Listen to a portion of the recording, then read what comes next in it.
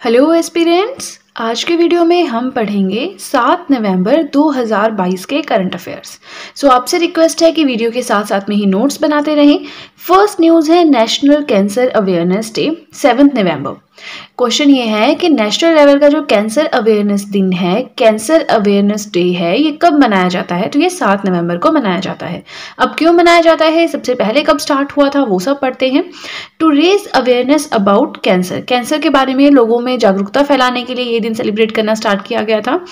It was first announced in 2014, 2014 में announce किया गया कि हाँ, अब से 7 नवंबर को national cancer awareness day celebrate किया जाएगा to coincide with the birth anniversary of Marie Curie.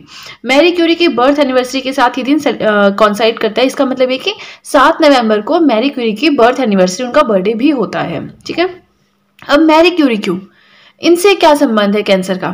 तो she led to the development of radiotherapy to treat cancer. Cancer के ट्रीटमेंट के लिए जो रेडियोथेरेपी होती है उसके डेवलपमेंट में हेल्प की थी किसने? मैरी क्यूरी ने। Right. National cancer control programme, ये कैंसर को कंट्रोल करने के लिए एक प्रोग्राम है, अभियान है, इंडियन गवर्नमेंट ने स्टार्ट किया है। कब स्टार्ट किया था? 1975 में स्टार्ट किया था। ठीक है, तो फर्स्ट पॉइंट हो गया हमारा कंप्लीट। वीडियो पसंद आए तो लाइक जरूर कीजिएगा। सेकेंड पॉइंट है India's top oil supplier. India को सबसे ज्यादा ऑयल कौन सप्लाई करता है? तो अभी नया बना है ये रशिया, टॉप ऑयल सप्लायर बना है अक्टूबर 2022 में। लेकिन अगर अभी रशिया बना है तो इससे पहले कौन करता था मैक्सिमम सप्लाई ऑयल की इंडिया के लिए? तो earlier Saudi Arabia and Iraq. ठीक है, यहाँ से जो ऑयल है वो सबसे ज्यादा आता था इंडिया में, बट अभी अक्टूबर 2022 से क्या हो गया, रशिया सबसे बड़ा सप्लायर बन गया है इंडिया का। ठीक है, so let me adjust the page first, फिर उसके बाद आगे की न्यूज पढ़ते हैं। राइट, सो थर्ड पॉइंट है, ये बहुत इंटरेस्टिंग पार्ट है आज का। India's best employer and the world's 20th best firm to work with. Employer समझते हैं, जो आपको जॉब देता है। एम्प्लॉय कौन होता है? जो जॉब करता है। तो इंडिया में कौन सी ऐसी कंपनी है जो सबसे अच्छी जॉब्स प्रोवाइड करवाती है in terms of safety, security, environment अच्छा हो, ये सब चीजें हो, है ना? तो उस केस में बेस्ट एम्प्लॉयर कौन है? प्लस जो बेस्ट एम्प्लॉयर है इंडिया का, वही दुनिया का 20वां 20th बेस्ट फर्म है टू वर्क विद। तो कौन है? रिलायंस इंडस्ट्रीज है। कौन है इसके head? Led by Mukesh Ambani है, तो सबको ही पता है। अब ये जो इंफॉर्मेशन है ये किसने दी है, ये हम पढ़ेंगे। So according to Forbes world's best employers ranking 2022 में फोर्ब्स ने रैंकिंग निकाली है वर्ल्ड्स बेस्ट एम्प्लॉयर्स की। दुनिया में सबसे अच्छे जो जॉब अपॉर्चुनिटीज हैं आपको किसमें मिलेंगी, मतलब एनवायरनमेंट, माहौल, लोकेशन, ये सब चीजें, सेफ्टी, सब कुछ देख के उस हिसाब से उन्होंने रैंकिंग्स दी हैं। तो इंडिया का हो गया रिलायंस इंडस्ट्रीज टॉप पे, और दुनिया में 20वां रैंक है रिलायंस इंडस्ट्रीज का। बट ये तो जाने कि टॉप में कौन है, तो टॉप में है Samsung electronics. Right, south Korea की कंपनी है। एंड सेकंड नंबर पे है माइक्रोसॉफ्ट, ये यूएसए की कंपनी है। और 20th नंबर पे है रिलायंस इंडस्ट्रीज, जो कि इंडिया की है। राइट, अब हम फोर्थ पॉइंट पढ़ते हैं। वीडियो पसंद आए तो साथ साथ में लाइक जरूर करते रहिएगा। फोर्थ पॉइंट है गुयाना प्रेसिडेंट। गुयाना के प्रेसिडेंट हैं डॉक्टर मोहम्मद इरफान अली। ये न्यू अपॉइंटमेंट नहीं है, ठीक है, ये प्रेसिडेंट है पहले से। तो हम इनके बारे में क्यों पढ़ रहे हैं? Because he will be the chief guest at 70th प्रवासी भारतीय दिवस। 17वां जो प्रवासी भारतीय दिवस होगा, इसमें चीफ गेस्ट होंगे गुयाना के प्रेसिडेंट, जो कि कौन है? डॉक्टर मोहम्मद इरफान अली। और जो ये 17वां एडिशन होगा हमारा प्रवासी भारतीय दिवस का, ये 2023 में सेलिब्रेट किया जाएगा। ठीक है, कहाँ पे? इंदौर, एमपी में। अब प्रवासी भारतीय दिवस हम मनाते क्यों हैं, क्या रिलेशनशिप है इसका? देखिए, तो 9 जनवरी 1915 को हम हुआ क्या था उस दिन? Mahatma Gandhi return from South Africa to India. Mahatma Gandhi South Africa से इंडिया आए थे। ठीक है, तो इसलिए 9 जनवरी 1915 को आए थे, इस दिन आए थे, इसलिए 9 जनवरी को प्रवासी भारतीय दिवस सेलिब्रेट किया जाता है। ठीक है, अब ये हमने पढ़ लिया कि क्यों है, कब होगा, कहाँ होगा, कौन आएंगे। अब थोड़ा सा थीम के बारे में जान लेते हैं कि इसका थीम क्या है। तो इसका थीम है diaspora reliable partners for India's progress in Amritkaal. अब देखिए, आपको थीम्स याद नहीं करने हैं, बट आपको थीम्स का आइडिया होना चाहिए, क्योंकि अब पहले क्या आते थे कि हाँ जी, ये डे कब सेलिब्रेट किया जाता है, या फिर ये कॉन्फ्रेंस है कहाँ पे हुई। अब क्वेश्चन बनता है कि कौन से डेलीगेशन ने उसमें पार्टिसिपेट किया, कितने कंट्रीज ने उसमें पार्टिसिपेट किया, क्या उसका थीम था। अब इस तरह से क्वेश्चंस आते हैं, तो आपको बड़ी डाइवर्स करनी पड़ेगी अपनी स्टडीज। ठीक है, तो चलिए, फर्स्ट पेज हो गया हमारा कंप्लीट। अब चलते हैं नेक्स्ट पेज की तरफ। 5th पॉइंट है आर्मी कमांडर्स कॉन्फ्रेंस। ये कॉन्फ्रेंस है आर्मी के कमांडर्स की, कहाँ पे होगी? न्यू दिल्ली में होगी। अब क्यों की जाती है, थोड़ा सा इसके बारे में हल्का सा पढ़ लेते हैं। To chart the future course of Indian army. Indian army का आगे क्या प्रोग्रेस रहेगी, किस चीज़ पे फोकस करना है, क्या ऑब्जेक्टिव्स हैं, क्या गोल्स हैं, थोड़ा सा उस पर एक प्लान बनाने के लिए। Important policy decisions, Indian army से रिलेटेड जो भी इंपॉर्टेंट पॉलिसी डिसीजंस हैं वो आर्मी कमांडर्स कॉन्फ्रेंस में लिए जाते हैं। अब ऐसा नहीं कि ये पहली बार हुई है, it is a biannual event. हर एक साल में 2 बार होता है, एक बार अप्रैल में होता है, एक बार अक्टूबर में होता है। पॉलिसी रिलेटेड डिसीजंस जो हैं इंडियन आर्मी के वो लिए जाते हैं। प्लस अभी जो ये अक्टूबर में हुई तो इसमें defence minister Rajnath Singh will address it. यहाँ पे विल नहीं होगा अब क्योंकि ये हो चुकी है, right. So defence minister Rajnath Singh ने इसे एड्रेस किया था, ठीक है। अब 6th पॉइंट आता है world travel market. World travel market WTM short में कह लीजिए। अब ये है क्या, पहले तो ये जानते हैं कि वर्ल्ड ट्रैवल मार्केट है क्या। One of the largest international level travel exhibitions. Exhibition समझते हैं, प्रदर्शनी है। इंटरनेशनल लेवल यानी अंतर्राष्ट्रीय स्तर की। इसमें ट्रैवल से रिलेटेड जो भी आपका आइडिया है, जो भी मतलब ट्रैवल से रिलेटेड चीज़ें हैं वो वहाँ पे एग्जिबिट की जाएंगी, उसकी प्रदर्शनी लगाई जाएगी। सो union ministry of tourism will participate in it. India की तरफ से कौन पार्टिसिपेट करेगा इसमें, ये क्वेश्चन बनता है। तो यूनियन मिनिस्ट्री जो है, टूरिज्म मिनिस्ट्री जो है वो पार्टिसिपेट करेगी। अब टूरिज्म मिनिस्ट्री क्या पार्टिसिपेट करेगी, वहां जाके क्या करेगी वो? तो it will showcase India as a preferred destination for tourism. Tourism के लिए इंडिया कितना अच्छा डेस्टिनेशन प्लेस है वो सब वहां पे बताएगी, ठीक है। लेकिन ये होनी कहाँ पे exhibition? It is to be held in London. ये लंदन में होगी। और थीम अगेन देखिए, हमने प्रवासी भारतीय दिवस के बारे में पढ़ा, 2023 में होगा, MP में होगा, गोयना के प्रेसिडेंट आएंगे, वो सब हमने पढ़ा, तो उसका थीम पढ़ा साथ में, ठीक है। तो वर्ल्ड ट्रैवल मार्केट जो कि लंदन में हो रही है, इसका थीम क्या है? The future of the travel starts now, right. तो देखिए हमारा 6th पॉइंट भी हो गया कंप्लीट। वीडियो पसंद आए तो लाइक जरूर कीजिएगा, लाइक करने में बिल्कुल भी कंजूसी मत कीजिएगा, राइट। सो नेक्स्ट आता है हमारा 7th point, 6th addition of Ganga उत्सव 2022 इनॉग्रेटेड बाय। गंगा उत्सव 2022 का 6वां एडिशन, 6th एडिशन होगा। तो किसने इनॉग्रेट किया इसे? G. किशन रेड्डी ने किया, ठीक है। 8th पॉइंट है citizen engagement and communication programme. ये प्रोग्राम कौन से स्टेट गवर्नमेंट ने लॉन्च किया है? So it has been launched by Meghalaya state government.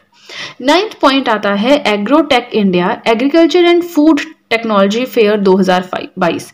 ये जो फेयर्स होते हैं ना, ये भी बड़े इंपॉर्टेंट होते हैं।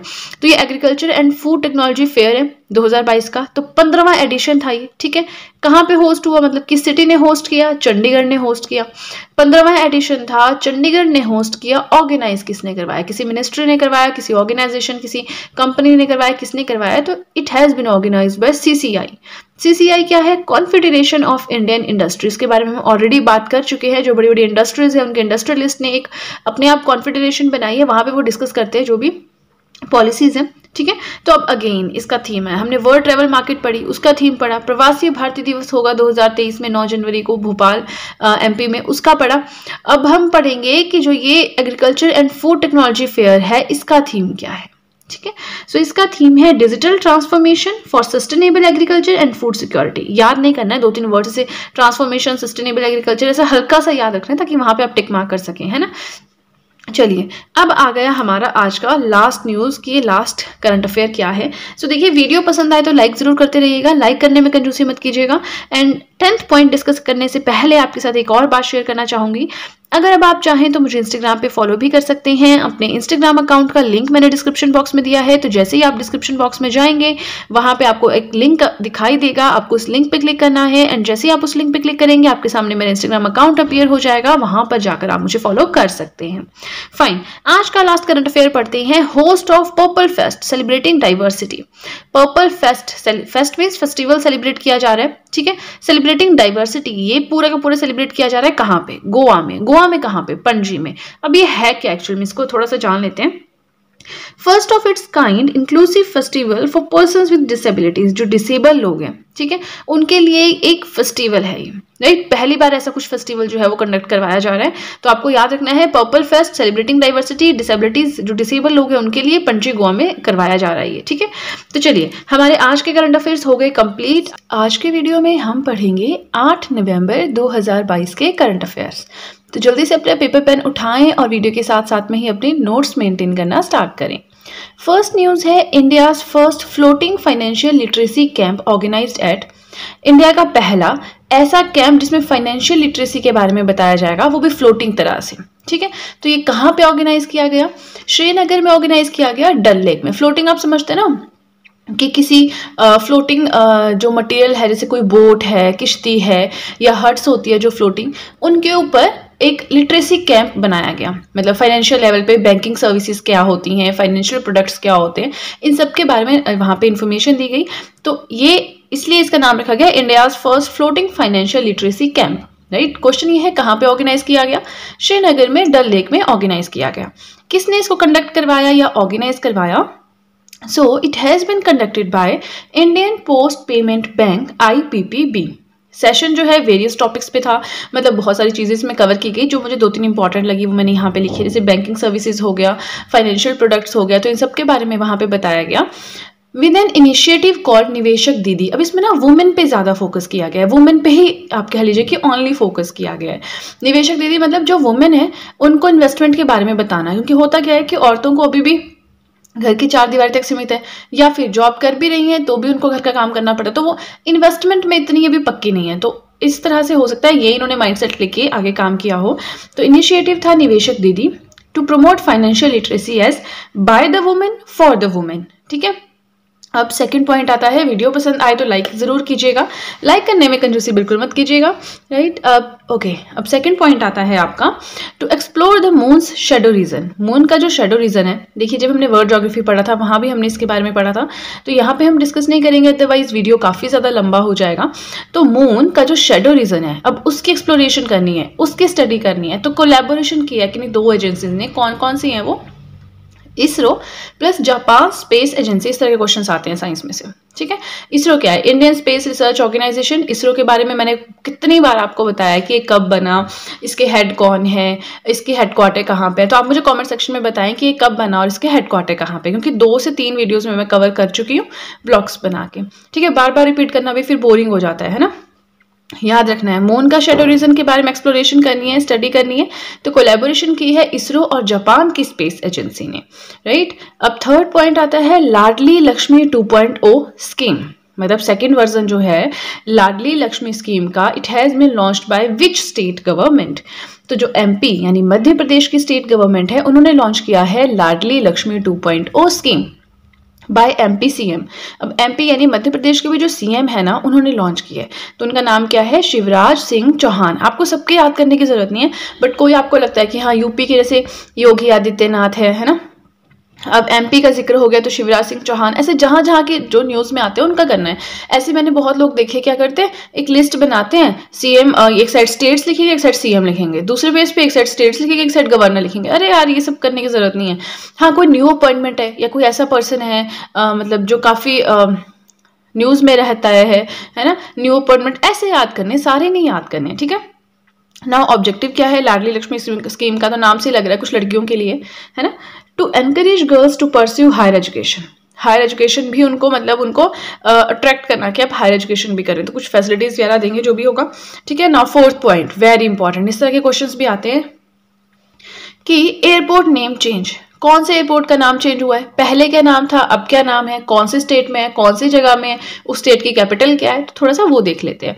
अब ओल्ड नेम, जिस एयरपोर्ट की हम बात कर रहे हैं उसका ओल्ड नेम क्या है? Greenfield airport at Hollongi. ठीक है, अब इसका न्यू नाम क्या रखा गया है? न्यू नेम क्या है? डोनी पोलो एयरपोर्ट। कहाँ पे है? ईटानगर में है। ईटानगर किसकी कैपिटल है? अरुणाचल प्रदेश की है। ठीक है, सो कैपिटल हमने जान लिया यहीं पे, अरुणाचल प्रदेश की कैपिटल है ईटानगर। सीएम कौन है वहां के? पेमा खांडू, ये भी काफी न्यूज में रहते थे पहले 1-2 साल पहले, काफी चला था इनका। और गवर्नर है बीडी मिश्रा। ठीक है, तो चलिए हमारा फोर्थ पॉइंट भी हो गया कंप्लीट। वीडियो पसंद आए तो लाइक जरूर कीजिएगा। नाउ फिफ्थ पॉइंट है स्वच्छ सर्वेक्षण ग्रामीण 2023 टूल किट। ये टूल किट है, किसने लॉन्च की है? So it has been launched by ministry of Jal Shakti. जो जल शक्ति की मिनिस्ट्री है ये अभी 2-3 साल पहले, कुछ टाइम पहले बनी है। तो फर्स्ट पेज हो गया हमारा कंप्लीट। ज़्यादा टाइम ना वेस्ट करते हुए अब चलते हैं नेक्स्ट पेज की तरफ। नाउ सिक्स्थ पॉइंट है Bhupender Yadav to lead Indian delegation at COP27 in Egypt.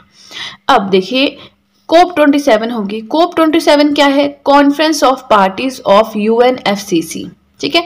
Conference of parties रहती है इसकी फुल फॉर्म, ये इजिप्ट में होगी। तो इसमें कौन सा इंडियन डेलीगेशन, कौन सा इंडियन पर्सन है जो इंडिया को रिप्रेजेंट करेगा, तो वो है भूपेंद्र यादव। अब भूपेंद्र यादव कौन है, ये है union minister of environment, forest and climate change, ठीक है। तो इतना डेप्थ में जाने की जरूरत नहीं है, ये इतनी इंपॉर्टेंट मिनिस्ट्री नहीं है, बस याद रखना है भूपेंद्र यादव एनवायरमेंट मिनिस्ट्री करके याद कर लेना। इन्होंने इंडिया को रिप्रेजेंट किया है COP 27 में, जो कि इजिप्ट में हुई थी। अब इससे पिछली कहाँ हुई थी, COP 26 कहाँ हुई थी, ग्लासगो स्कॉटलैंड UK में हुई थी। और COP 28 कहाँ होगी, दुबई में होगी। तो इस तरह के क्वेश्चंस भी आते हैं, पिछली कहाँ हुई थी, अगली कहाँ होगी, है ना। तो इस तरह से भी आपको अपना माइंडसेट तैयार रखना है। चलिए अब हम पहुंच गए 7th पॉइंट में। तो Mathura Vrindavan to become a carbon neutral tourist destination by 2041, 2041 मतलब 2041 तक जो मथुरा वृंदावन रीजन है, कहाँ पे है ये, UP में है ये। तो इसको मतलब टारगेट है कि इसको कार्बन न्यूट्रल टूरिस्ट डेस्टिनेशन बनाना है, ठीक है। मतलब इसमें ये था कि कुछ एरिया से आगे जो है वो व्हीकल्स नहीं जाएंगे, है ना, इस तरह से कुछ। 8th पॉइंट आता है लखपति दीदी योजना। अब लखपति दीदी योजना कौन से स्टेट ने लॉन्च की है, देखिए तो ये भी नाम से लग रहा है वुमेन के लिए, गर्ल्स के लिए कुछ स्कीम है। So first of all it has been launched by UK CM। अब उत्तराखंड मानना है इसको, यूनाइटेड किंगडम नहीं मान लेना, है ना। उत्तराखंड CM, तो उत्तराखंड के CM कौन है, पुष्कर सिंह धामी, ठीक है। ये इतना इंपॉर्टेंट नहीं है, बट अगर आपकी है कैपेसिटी याद करने की कर लेना है, नहीं होता याद तो कोई बात नहीं। पर जैसे MP के CM है शिवराज सिंह चौहान, वो इंपॉर्टेंट है ना। अरुणाचल प्रदेश के पढ़े हमने पेमा खांडू, गवर्नर है BD मिश्रा। तो इस तरह से जो इंपॉर्टेंट पर्सनालिटीज़ है वो आप जैसे आप बार बार पढ़ेंगे ना, करंट अफेयर्स आप पढ़ते हैं, थोड़ी बहुत मैगजीन्स भी आप देखते होंगे, थोड़ा बहुत न्यूज़पेपर भी आप देखते होंगे, तो आपको वहाँ से आइडिया लग जाता है कि क्या है इंपॉर्टेंट क्या नहीं है। थोड़ा टाइम लगता है इस चीज़ में, ठीक है। सो 8 पॉइंट हो गया Lakhpati Didi Yojana, it has been launch by UK के CM, जो कि कौन है, पुष्कर सिंह धामी, राइट। अब 9th पॉइंट पे चलते हैं। देखिए वीडियो पसंद आए तो लाइक जरूर कीजिएगा, लाइक करने में कोई कंजूसी मत कीजिएगा, ठीक है। सो 9th पॉइंट है president of international hockey federation, very important. International level की एक ऑर्गेनाइजेशन है जो हॉकी की सारी मेंटेनेंस करती है, कौन खेलेगा, ग्राउंड वगैरह सब कुछ, तो उसका नाम है इंटरनेशनल हॉकी फेडरेशन। इसकी फुल शॉर्ट फॉर्म है FIH। अब देखिए दूसरी लैंग्वेज में होती है फेडरेशन ASSC करके, बट इसकी इंग्लिश ट्रांसलेशन रहती है इंटरनेशनल हॉकी फेडरेशन, FIH इसकी शॉर्ट फॉर्म है। तो इसके न्यू प्रेसिडेंट बने हैं, कौन बने हैं, फॉर नेक्स्ट 2 ईयर्स, अगले 2 सालों के लिए बने हैं, कौन, मोहम्मद तैयाब इकरम, ठीक है। अब थोड़ा सा FIH के बारे में जान लेते हैं। इट वॉज फाउंडेड इन 1924, 1924 में फाउंड की गई थी। कहाँ पे, eight Paris France, Paris France में फाउंड की गई थी। हेडक्वार्टर कहाँ पे है, लॉसने स्विट्जरलैंड में है। मोटो क्या है, fair play friendship for ever, FFF, fair play friendship for ever, ठीक है। चलिए हमारा 9th पॉइंट भी हो गया कंप्लीट। अब हम पढ़ेंगे 10th पॉइंट, वेरी इंपॉर्टेंट, ये तो बहुत ज़्यादा इंपॉर्टेंट है, बट इसको डिस्कस करने से पहले आपको एक चीज़ बताना चाहूँगी। अगर अब आप चाहें तो मुझे इंस्टाग्राम पे भी फॉलो कर सकते हैं। अपने इंस्टाग्राम अकाउंट का लिंक मैंने डिस्क्रिप्शन बॉक्स में दिया है, तो आपको क्या करना है, डिस्क्रिप्शन बॉक्स में जाना है, उस लिंक पर क्लिक करना है। जैसे ही आप उस लिंक पर क्लिक करेंगे आपके सामने मेरा इंस्टाग्राम अकाउंट अपीयर हो जाएगा, आपको बस वहाँ पर मुझे फॉलो करना है, ठीक है। तो चलिए ज़्यादा टाइम ना वेस्ट करते हुए आज पढ़ते हैं last current affair of 8th November, right. So 10th point है brand ambassador to promote education for all. Education for all ये इनिशिएटिव है किसका, बायजूस का। Just give me a minute, yes. So brand ambassador to promote Byju's education for all, ये initiative किसका है, बायजूस का है। तो बायजूस ने अपना ब्रांड एम्बेसडर किसे बनाया है इस इनिशिएटिव को प्रमोट करने के लिए, तो वो बनाया है लियोनेल मेसी को। अब मेसी कौन है ये मुझे आपको बताने की जरूरत नहीं है, ठीक है। बॉयज को तो बहुत ये जो स्पोर्ट्स होते हैं इनकी नॉलेज होती है, मुझे स्पोर्ट्स का इतना नहीं पता, बट मोटा मोटा पता है। तो ये एक फुटबॉल प्लेयर है, काफ़ी ज़्यादा फैन फॉलोइंग है इनकी, ठीक है। तो मुझे नहीं लगता आप ये भूलेंगे। मेसी को बनाया है ब्रांड एम्बेसडर बायजूस ने। बायजूस क्या है, वो इंडियन एक पर्सन है, उनका इनिशिएटिव है, उस पर फ्री एजुकेशन प्रोवाइड करवाते हैं। बायजूस की अपनी ऐप है, अपनी वेबसाइट है, आपने देखा होगा, आप कुछ भी सर्च करते हैं NCERT रिलेटेड तो वहाँ पे बायजूस की वेबसाइट ऊपर आ जाती है ना। तो चलिए हमारा आज का पूरा करंट अफेयर हो गया कंप्लीट। आज के वीडियो में हम पढ़ेंगे 9 नवंबर 2022 के करंट अफेयर्स। सो आपसे रिक्वेस्ट है जल्दी से पेपर पेन उठाएं और वीडियो के साथ साथ में ही नोट्स बनाना स्टार्ट करें। फर्स्ट न्यूज़ है नेशनल फ्लोरेंस नाइटिंगेल अवार्ड्स 2021। सो 2021 में आप सोच रहे हो ये तो पिछली न्यूज़ आ गई, नहीं। देखिए 2021 की स्टडी करके ये अवार्ड 2022 में दिया जा रहा है, ठीक है। ये अवार्ड कब स्टार्ट हुआ था? इट वॉज इंस्टीट्यूटेड इन 1973, 1973 में ये स्टार्ट हुआ था। किसे दिए जाते हैं ये जो अवार्ड्स हैं, नेशनल फ्लोरेंस नाइटिंगेल अवार्ड्स, किसे दिए जाते हैं? पॉलिटिशियंस को दिए जाते हैं, राइटर्स को, पोइट्स को, किसे दिए जाते हैं? तो टू द नर्सिंग प्रोफेशनल्स, जो नर्सेज होती हैं उन्हें दिए जाते हैं, जो नर्सिंग प्रोफेशन में होते हैं उन्हें दिए जाते हैं फॉर देयर मेरिटोरियस सर्विस। अगर वो बहुत अच्छा काम कर रहे हैं, ठीक है, कुछ एक्स्ट्रॉर्डिनरी सर्विस दे रहे हैं सोसाइटी को, तो उस केस में दिया जाता है। Presented by Droupadi Murmu. अब ये जो अवार्ड्स हैं, national Florence Nightingale awards, Droupadi Murmu ने प्रेजेंट किया, मतलब किसको मिलेगा वो सब बताया, एट राष्ट्रपति भवन, राष्ट्रपति भवन में। और द्रौपदी मुर्मू है कौन राइट नाउ? ये क्या है? हमारे प्रेसिडेंट ऑफ इंडिया है, फर्स्ट दलित प्रेसिडेंट है, ठीक है। Now bye ministry of health and public welfare, कौन बनाता है इन अवार्ड्स की स्टडी के लिए? कौन ये अवार्ड्स जो है वो एक्चुअल में बनाता है? तो ministry of health and public welfare जो है ये सब लिस्टिंग बनाती है, एंड जो हमारा प्रेसिडेंट होता है वो उनको अप्रूव करके वहां पे फिर प्रेजेंट करता है, ठीक है। फर्स्ट न्यूज हो गई हमारी कंप्लीट। वीडियो पसंद आए तो लाइक जरूर कीजिएगा। सेकेंड पॉइंट है गुरु नानक जयंती, वेरी इंपॉर्टेंट। सो गुरु नानक जयंती कब मनाई गई? 8 नवंबर को, ऑल्सो कॉल्ड गुरुपर्व, गुरुपर्व भी से कहा जाता है। One of the most important days of Sikhism. देखिए हमने मिडिवल हिस्ट्री पढ़ी, हमने वहां पे सिखिज्म पढ़ा, हमने जाना कि सिखों के 10 गुरु थे, ठीक है। फिर हमने जाना कि on the birth anniversary of Guru Nanak Dev ji, हमने जब वहां पे 10 गुरु पढ़े तो हमने पढ़ा कि सिखिज्म यानी सिख धर्म के फाउंडर कौन है? गुरु नानक देव जी हैं। उनका बर्थ कहाँ हुआ था? ननकाना साहब पाकिस्तान में हुआ था। फिर उनकी बर्थ एनिवर्सरी जो है वो बहुत ही इंपॉर्टेंट इवेंट है सिखों के लिए, ठीक है। सो कब मनाई जाती है गुरु नानक जयंती? जो बर्थ एनिवर्सरी है, मतलब जब उनका बर्थडे हुआ था गुरु नानक देव जी का, उस दिन मनाई जाती है, जो कि कौन थे? Founder of Sikhism. और एक्चुअल में डेट वगैरह का क्या है तो वो है observed on the full moon day of Kartik month. जो मंथ्स होते हैं 12 जो हिंदू मंथ्स होते हैं, उसका जो कार्तिक मंथ होता है उसके फुल मून डे पे ये मनाई जाती है, ठीक है। अब देखिए हमारा सेकंड करंट अफेयर भी हो गया कंप्लीट। आगे चलते हैं, बहुत इंपॉर्टेंट करंट अफेयर्स लग रहे हैं आज के। सो थर्ड है 2 books on achievements and legacy of PM Modi have been released और लॉन्च्ड।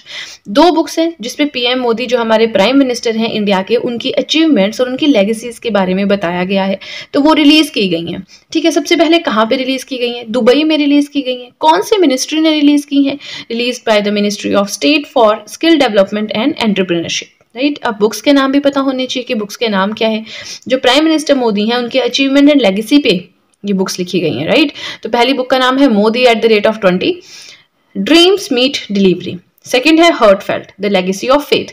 तो ये 2 बुक्स हैं। अब देखिए मोदी वाली तो हमें पता लग रही है कि नरेंद्र मोदी के ऊपर बेस्ड है, लेकिन ये हर्टफेल्ट द लेगेसी ऑफ फेथ ये आ सकता है क्योंकि इससे नहीं पता लग रहा कि किससे रिलेटेड है ये, है ना। तो इस तरह के क्वेश्चंस आते हैं जिनसे आप प्रिडिक्ट ना कर पाए, ठीक है। चलिए फोर्थ पॉइंट हमारा आता है world's largest manuscript library is being built at. पूरी दुनिया की सबसे बड़ी मैन्युस्क्रिप्ट लाइब्रेरी कहाँ बनाई जा रही है? तो मैन्युस्क्रिप्ट क्या होता है? कोई भी चीज़ आप हाथ से लिखते हैं ना, ठीक है, हैंड रिटन जो होता है दैट इज कॉल्ड मैन्युस्क्रिप्ट। तो मैन्युस्क्रिप्ट लाइब्रेरी का मतलब है कि वहाँ पे जो भी पुरानी हाथ से लिखे गए ग्रंथ वगैरह या जो भी चीज़ें हैं वो रखी जाएंगी। पूरी दुनिया की सबसे बड़ी होगी, खोली जा रही है इंडिया में, गुजरात में। एंड मोर देन 25,000 मैन्युस्क्रिप्ट्स, यहाँ पे 25,000 से भी ज़्यादा मैन्युस्क्रिप्ट्स जो है वो रखी जाएंगी। अब आप लोगों के लिए ये टास्क है, आप मुझे बताएंगे कि गुजरात में एग्जैक्टली किस लोकेशन पे ये बिल्ड की जा रही है मैन्युस्क्रिप्ट लाइब्रेरी। जल्दी से कॉमेंट सेक्शन में बताएं, ठीक है। फिफ्थ पॉइंट है defence minister Rajnath Singh recently launch 2 helipads at. जो हमारे डिफेंस मिनिस्टर हैं कौन है? राजनाथ सिंह हैं। उन्होंने 2 हेलीपैड्स लॉन्च किए हैं रिसेंटली। तो कहाँ पे किए हैं? क्वेश्चन ये है, तो वो है लद्दाख यूटी में किए गए हैं, राइट। 6th पॉइंट आता है हमारा, बट अगर आपको वीडियो अभी तक पसंद आए तो लाइक जरूर कीजिएगा, लाइक करने में कोई कंजूसी मत कीजिएगा, ठीक है। 6th पॉइंट है रंजनगांव इलेक्ट्रॉनिक्स मैन्युफैक्चरिंग क्लस्टर। ये जो मैन्युफैक्चरिंग क्लस्टर है विल बी डिवॉल्व्ड एट, कहाँ पे ये जो है डिवॉल्व किया जाएगा, बनाया जाएगा, तो वो है महाराष्ट्र, ठीक है। तो चलिए हमारा फर्स्ट पेज हो गया कंप्लीट। आई होप मैं आपको जो भी पढ़ा रही हूँ आपको समझ में आ रहा है, आपको कोई डाउट नहीं है। अब चलते हैं नेक्स्ट पेज की तरफ। तो 7th पॉइंट आता है ADB approved 350 million USD loan to improve road connectivity in which state. ADB क्या है? Asian development bank. और 350 मिलियन USD का मतलब है USA का जो डॉलर है उसकी बात करें, यूनाइटेड स्टेट्स डॉलर कहते हैं इसे, ठीक है।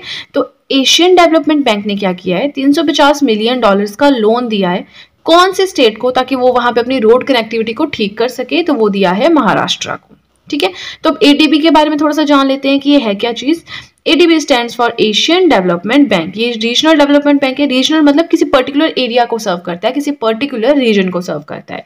इट वाज फाउंडेड इन 1966 पता होना चाहिए कोई भी ऑर्गेनाइजेशन है, इंस्टीट्यूशन है, कब फाउंड किया गया, कहाँ हेडक्वार्टर है, क्या उसका काम है, कितने मेंबर स्टेट्स हैं। So it was founded in 1966। Its headquarter is located in Philippines. Philippines कहाँ पे है, मैप में देखिए, फिलीपींस में एक्चुअली कहाँ पे है, मनीला में है, देखिए कहाँ पे, ठीक है। एम क्या है, to promote social and economic development in Asia. देखिए कभी भी कुछ भी पढ़ रहे हैं मैप सामने होना चाहिए, जरूरी नहीं आप ज्योग्राफी पढ़ रहे हैं तभी मैप चाहिए आपको। आप हिस्ट्री पढ़ रहे हैं, मगध एम्पायर पढ़ रहे हैं, मौर्यन एम्पायर पढ़ रहे हैं, गुप्त एम्पायर पढ़ रहे हैं, हर्षवर्धन पढ़ रहे हैं, तो आप थोड़ी हर्षवर्धन की पूरी कहानी याद रखेंगे, है ना। तो आपको एरिया पता होगा कि हाँ जी मगध में था, एमपी में था, कहाँ था। तो अगर आपको जब एरिया पता होगा, ठीक है, तो आप स्टोरी को रिलेट कर पाएंगे। तो हमेशा हमेशा ये चीज ध्यान में रखना है कि सिर्फ ज्योग्राफी के लिए हमें मैप्स की जरूरत नहीं होती है, हमें बाकी कोई भी सब्जेक्ट पढ़ना है, जैसे करंट अफेयर्स है, मैप्स तो आपको चाहिए। तो हमेशा कहती हूँ कि अपने सामने वर्ल्ड मैप, इंडिया का मैप लगाएं। अगर नहीं है आपके पास स्टडी टेबल एंड ऑल, आप वैसे ही पढ़ते हैं, तो अपने साथ में एटलस रखें। जहां भी आप एटलस खोल दी, वर्ल्ड मैप खोल दिया, अगर वर्ल्ड का पढ़ रहे हैं, इंडिया के बारे में पढ़ रहे हैं, तो इंडिया का मैप खोल दिया, दैट्स इट, ठीक है। अब जैसे यहाँ पे वर्ल्ड की बात हो रही है, तो एशियन डेवलपमेंट बैंक देखिए फिलीपींस कहाँ है, काम क्या है, to promote social and economic development in Asia. मतलब एशिया में ये एक कंट्री है, आइलैंड कंट्री है, इसका काम क्या है कि एशिया में सामाजिक स्तर पर, आर्थिक स्तर पर विकास करना, ठीक है। नाउ इसमें कितने मेंबर स्टेट्स हैं, ये भी बहुत इंपॉर्टेंट क्वेश्चन है। So at the time of establishment, जिस टाइम ये बना था उस टाइम थे 31 मेंबर्स, और अब हो गए हैं 68 मेंबर्स, ठीक है। चलिए, वीडियो पसंद आए तो साथ साथ में लाइक जरूर करते रहिएगा, लाइक करने में बिल्कुल भी कंजूसी मत कीजिएगा। नाउ आगे चलते हैं, अब हम पढ़ेंगे 8 current affair. So 4th edition of innovations for you coffee table book launched by, 4th edition है ये, कॉफी टेबल बुक है, इनोवेशंस फॉर यू, किसने लॉन्च की है, एम ऑफ नीति आयोग। अब नीति आयोग का एम क्या है, एम तो मतलब उद्देश्य, बट ये फुल फॉर्म है, ये एब्रीवेशन है, तो इसकी फुल फॉर्म है अटल इनोवेशन मिशन जो है नीति आयोग का, उन्होंने ये कॉफी टेबल बुक लॉन्च की है। तो इस तरह के क्वेश्चंस आते हैं। अब यहाँ पे आपका काम है नीति आयोग के बारे में देखिए, कब बना, क्या फुल फॉर्म है, national institution for transforming India, कब बना, इससे पहले प्लानिंग कमीशन था, फिर ये कब आया, तो ये सब पढ़िए साथ में, ठीक है। आज हमने काफी कुछ पढ़ लिया है ना अलग से, इसलिए मैंने इसको डिस्कस नहीं किया नीति आयोग को अलग से, बट कभी फिर जब दूसरी बार इसका जिक्र होगा तो मैं जरूर डिस्कस करूंगी, ठीक है। 9th पॉइंट आता है Tokhu Emong bird count event TEBC hosted by, कौन सी स्टेट ने होस्ट किया है ये event, Tokhu Emong bird count event, मतलब बर्ड्स को काउंट करना ऐसा कुछ इवेंट है, तो ये नागालैंड ने होस्ट किया है, नागालैंड में ये हुआ। A documentation event to list birds in the state में एक डॉक्यूमेंटेशन इवेंट है कि जहाँ पे कौन कौन से बर्ड्स हैं, कितने कितने नंबर ऑफ बर्ड्स हैं, वो सबकी लिस्टिंग यहाँ पे की जाएगी, ठीक है। 10th पॉइंट आता है according to recent global study on snake bites, ये SNAK ही है, ठीक है, इसको गलत मत पढ़ना। According to recent global study on snake bites पे रिसेंटली स्टडी की गई है, the number of deaths due to snake bites was highest in India. इसका मतलब क्या है, एक स्टडी की गई है कि कहाँ पे सबसे ज्यादा जो सांप है वो डंक मार के आदमियों को मार देते हैं, ठीक है, सांप के डंक से, सांप की वजह से ह्यूमन की डेथ होती है। तो इसकी स्टडी की गई तो पता चला कि सबसे ज्यादा डेथ सांप के काटने से, सांप के डंक से कहाँ हुई है, इंडिया में हुई है। तो ये एक स्टडी, और वैसे लगता भी इंडिया में ये सारे जो एनिमल्स थोड़े ज्यादा ही पाए जाते हैं ना। चलिए 11th पॉइंट आ गया हमारा, लास्ट हम करंट अफेयर डिस्कस करेंगे। वीडियो पसंद आए तो लाइक जरूर कीजिएगा, लाइक करने में कंजूसी मत कीजिएगा। एंड लास्ट पॉइंट डिस्कस करने से पहले आपको बताना चाहूंगी कि अगर अब आप चाहें तो मुझे इंस्टाग्राम पे फॉलो भी कर सकते हैं। अपने इंस्टाग्राम अकाउंट का लिंक मैंने डिस्क्रिप्शन बॉक्स में दिया है, तो आपको क्या करना है, जल्दी से डिस्क्रिप्शन बॉक्स में जाना है, जो वो लिंक है उस लिंक पे क्लिक करना है। जैसे आप उस लिंक पे क्लिक करेंगे आपके सामने मेरा अकाउंट अपीयर हो जाएगा, और वहां पर मुझे जल्दी से फॉलो करना है, ठीक है। तो चलिए आज का लास्ट करंट अफेयर पढ़ते हैं। The state of food and agriculture released by, अब आप सोचोगे ये क्या चीज है, state of food and agriculture, तो लग रहा है कोई स्टेट है, राज्य, नहीं, अरे ये एक रिपोर्ट है, सोफा भी आप बोल सकते हैं, state of food and agriculture. ये एक रिपोर्ट है, किसने लॉन्च की है, FAO ने लॉन्च की है, फूड एंड एग्रीकल्चर ऑर्गेनाइजेशन ने लॉन्च की है। अब FAO के बारे में भी थोड़ा सा टाइम का इशू है, हम देखिए मेरा टारगेट रहता है कि 10 से 12 मिनट की वीडियो से ज़्यादा ना हो, ठीक है। तो इसके बारे में हम रह गया, एक नीति आयोग रह गया, एक FAO के बारे में रह गया, तो हम ये आगे डिस्कस करेंगे ज़रूर जब भी इनका दूसरी बार जिक्र होगा, ठीक है।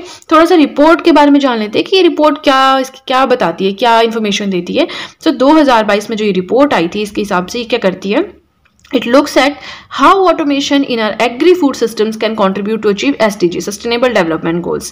अब देखिए जो हमारा एग्रीकल्चर सिस्टम है उसमें बहुत ज़्यादा ऑटोमेशन सर्विसेज आ गई हैं, नई नई टेक्नोलॉजीज आ गई हैं, एडवांसमेंट हो गई, तो वो सब चीज़ें कैसे कंट्रीब्यूट करती हैं सस्टेनेबल डेवलपमेंट गोल्स की तरफ, ठीक है। सस्टेनेबल डेवलपमेंट गोल्स मैंने आपको बताया था कितने हैं, क्या है, ठीक है। तो इसे हम अभी डिस्कस नहीं करेंगे, ठीक है। आगे मैं कोशिश करूंगी कि जल्दी से जल्दी जो है ये जब भी टॉपिक्स आए मैं इनके बारे में एक्सप्लेनेशन दूं आपको। आज के वीडियो में हम पढ़ेंगे 11 नवंबर 2022 के करंट अफेयर्स। तो आपसे रिक्वेस्ट है जल्दी से पेपर पेन उठाएं और वीडियो के साथ साथ में ही अपने नोट्स मेंटेन करना स्टार्ट करें। तो देखिए 11 नवंबर के करंट अफेयर्स पढ़ रहे हैं तो सबसे पहले तो ये पता होना चाहिए कि इस दिन कोई डे तो नहीं सेलिब्रेट किया जाता है।